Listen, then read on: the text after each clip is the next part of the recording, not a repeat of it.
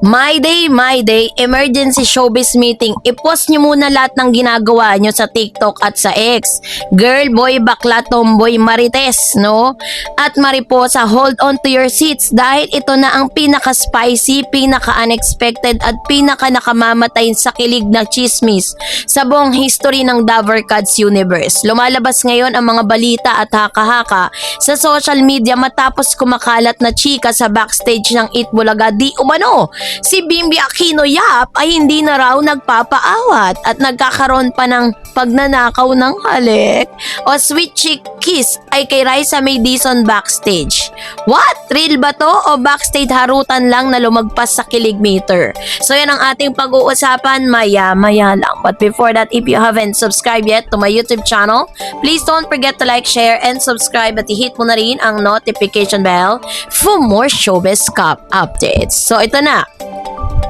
Kahit na ito'y usap-usapan pa lang sa mga insiders at TikTok T-channels at backstage marites circles, literal na nagwala at nag-offline ang utak ng buong Rai Beam at ng Maybe fandom. So may mga ultra-detailed and highly analytical at 100% kilig-infused Delulu Realness report tungkol sa umano'y backstage kissing scene ni Bimbi at Raisa May.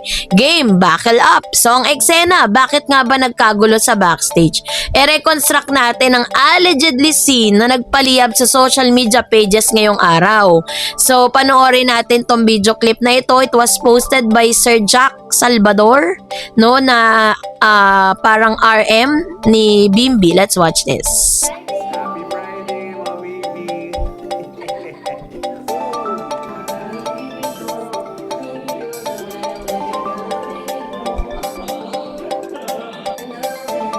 Pagkatapos ang kanilang iconic na tapatan sa studio mula sa Please Be Careful With My Heart duet hanggang sa pagprotekta ni Bim kay Raisa laban sa pagtulak ni Jose Manalo, pumasok na ang dalawa sa backstage matapos ang segment.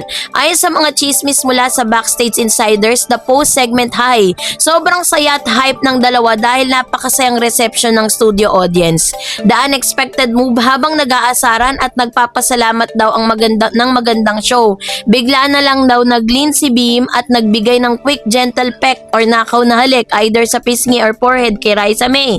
So si Raisa May daw ay literal na napatigil, napatakip ng muka at namula ng husto habang si Bimbi naman ay napangiti ng kanyang signature gentleman at medyo shy boy smile. Dahil backstage nga scene ito, malinaw na walang official na camera feed. Pero yung nakita po natin kanina, harap-harapan yun kasi parang meron silang binabati doon eh. And then itong si Bim may panakaw na halik, no? So dahil po dito ay talaga namang napangiti, no, ang ating bida na si Raisa at si Bimbi. Kasi hindi inaasahan ni Raisa na gagawin ni Bim yun eh. Dahil nga meron silang parang kailangan batiin or pasalamatan sa video na yun, 'di ba?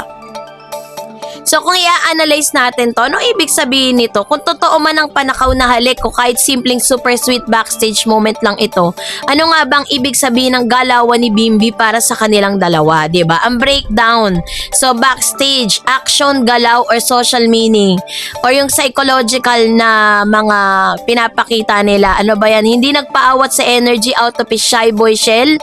Si Bimbi is breaking a confidence and unlock for the modern gentleman. And backstage peck or kiss comfortability and affection. This is gonna be the high level of it shows genuine fondness behind the camera. And Raisa's reaction, mainly shyness, pure kilig from aling maliit to romantic female lead, diba? So talagang kilala natin si Bim kasi bilang isang napaka-polite at formal na gentle na bata. Pero sa bawat episode ng Eat Bulaga, nakikita natin na paunti-unti niyang nakikitang mas confident ang isang galaw tulad ng nakaw na halik. Kahit sa pisngi pa yan ay nagpapakita ng hindi na siya nahihiyang magpakita ng affection kay Raisa May. So beyond scripted yan television, ang mga bagay na nangyayaring sa live camera tulad ng spills at jokes ay pwedeng ma-rehearse. Pero ang mga nangyayari backstage, yan ang tunay na test ng kanilang bonding. Kapag ang dalawang tao is sweet pa rin kahit patay na mga ilaw at camera, ibig sabihin niya natural at genuine ang kanilang spark. So wala nang further ado, 'di ba? The main character glow up of Raisa May. For the longest time nakita natin si Raisa May bilang ang ang cute at nakakatuwang child star na Aling Maliit. Pero ngayong young adult na siya, ang mga ganitong kilig moments kasama si Beam ay nagbibigay sa kanya ng isang panibagong aura. Isang modern, charming at napaka-lovable na rom-com main character. At marami rin nakapansin nung mula nang dumating din itong si Beam dito po sa Itbulaga, parang paganda ng paganda si Raisa. Iba talaga kapag ikaw ay inspired at in love, 'di ba? Hindi na may tatago ni Raisa yan. Kung ang studio or kung sa studio nagwala yung mga host sa Bulagaan segment ng social media naman, ay literal na nag-meltdown ang mga fans nang kumalat ang rumor na ito sa TikTok or X sa dating Twitter. Ito naman yung mga highlights nila, the slow-mo edits. Biglang dumami ang mga TikTok video na ginagamitan ng romantic background habang pinapakitang screen record ng kanilang backstage interaction.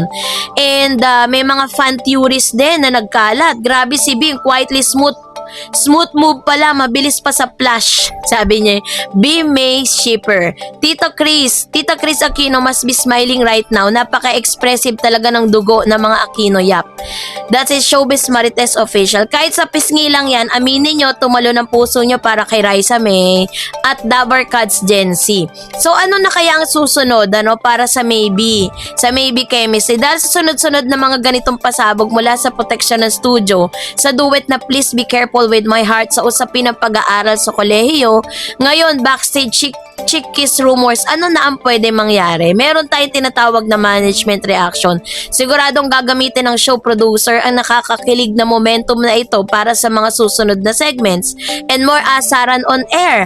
Abangan natin kung bukas kung paano aasarin ni Jose Manalo at Big Soto, sina Beam at Raisa tungkol sa nangyayari backstage. And of course, syempre meron din tinatawag na official statement kulitan. Knowing Raisa May, siguradong gagamitin niya ito ng kanyang signature comedy witty remarks para maiwasan ng sobrang kapulahan ng pisngi sa live TV. Asahan nyo yan. So sabi nga ng Gen Z, no thought, just pure kilig. True story man o exaggerated ang backstage rumor, ang tambalang Bimbi Aquino Yap at Raisa May Dizon ay patuloy na nagbibigay ng saya, kulay at napakatinding kilig sa tanghaliang tapat sa bawat Pilipino. Ang kanilang pagiging natural, magalang at caring sa isa't isa ang totoong dahilan kung bakit mahal na mahal sila ng madla. Kaya naman Bimbi, huwag ka magpapaawa at ipagpatuloy mo lang ang pagiging gentleman at protector sa ating reyna. So ano na nga ba ang next pagkatapos ang lahat ng mga nakakakilig moments na ito ni Raisa May at ni Bimbi Aquino Yap? Yan ang dapat nating abangan. And that's it for today.